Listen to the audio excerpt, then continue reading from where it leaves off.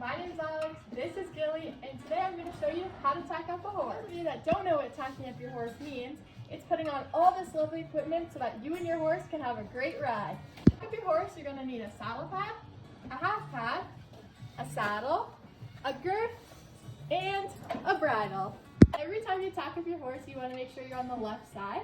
The first piece we're going to use is the saddle pad, which is shaped just like a saddle, and you want to make sure that this nice round part with the strap is closer to your horse's head. We're going to go ahead and carefully put this on Gilly's back, and we're going to pull it up towards his shoulder blade or his withers.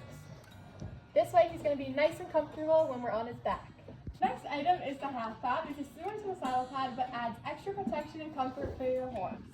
It's also shaped like the saddle, so we're going to put the rounder part towards the back, just like we did with the saddle pad.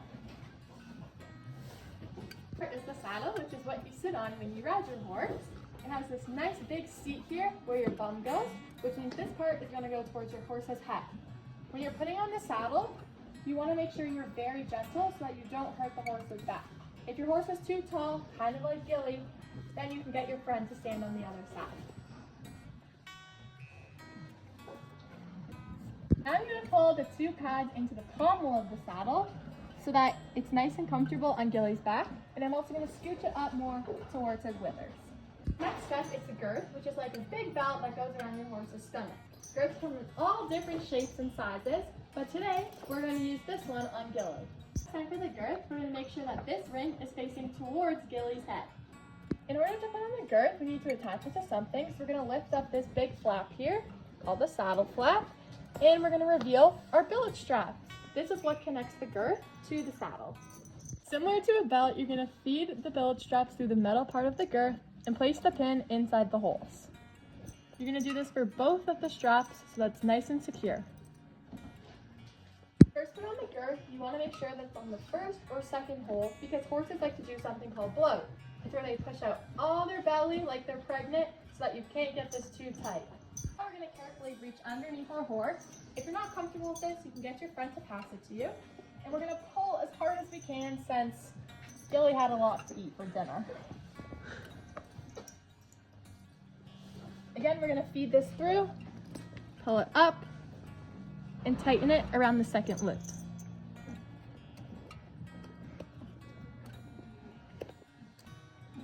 Make sure your girths tighten up. You can stick one or two fingers along their belly just to make sure that it's nice and secure. If your girth is too loose, your saddle's going to slip around and you'll most likely fall off. Now it's time to put on the bridle, which is what allows us to control the horse while we're riding them. I'm going to take this big loop called the reins and put them over top of Gilly's head. Even though he has all these other accessories on his face, it's really important that the reins go on first so that if Gilly decides to run away, we can still control him. Now I'm going to take off the cross ties. And Gilly's free to run away, but since he's the best boy, he's just going to stand here. Like I said, we have these reins so we can still hold on to him. Then we're going to take off his halter and put our hand over his nose like this. This allows us to control him. Keep the bridle onto his face. This metal part here goes into Gilly's mouth. It's called the bit, and it's what allows us to control him since he's super big. This little section here is going to go around his ears. So we're going to grab it with our right hand, and then we're going to feed the bit into his mouth, kind of like how you would feed a carrot.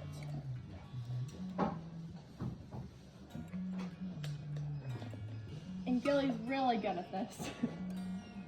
And then we're going to put both his ears through, and the bridle's on. Make sure you pull your horse's forelock through so that they can have beautiful hair, just like me. Now that the bridle's on, we have to make sure it's fastened on his face so that it doesn't fall off.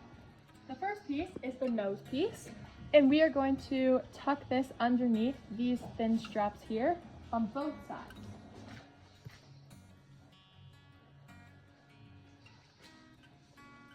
Then, similar to the girth, we're going to take this keeper and buckle and feed it through.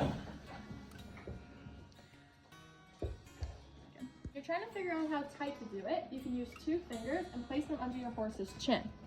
If it's too tight, it's going to hurt the horse, but if it's too loose, then the noseband won't be effective while you're riding. Always make sure you tuck the extra parts of your straps into the keeper so they aren't flying around your horse's face while they're trying to work hard. I have this super long dangly strap called the throat latch, and we're going to pull it up towards this loose end here.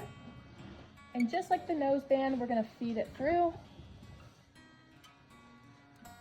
Just like the nose band, you can also measure how tight this is supposed to be with one fist. So if you can slide one fist in, it should be good. Again, if it's too loose, it's not going to work properly, but if it's too tight, it could hurt your horse while you're riding. Now put your helmet on your head, and you're ready to ride. Have fun!